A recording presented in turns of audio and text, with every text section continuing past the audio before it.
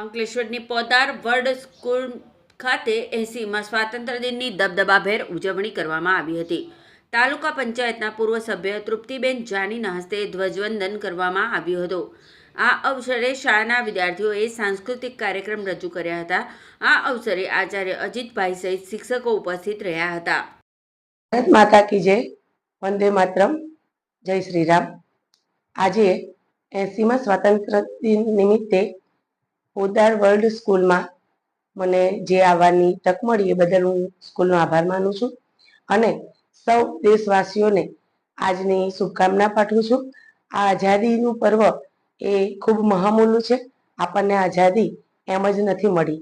તો આવો સાથે મળીને આ આઝાદીનું પર્વ ઉજવીએ અને આઝાદીને બરકરાર રાખવા માટે આપણે સૌ ખૂબ મહેનત કરીએ અને 2047માં વિકસિત ભારતનું સ્વપ્નને સાથે મળીને પૂરું કરીએ. ભારત માતા કી જય. જય હિન્દ. જય જય ગરવી ગુજરાત.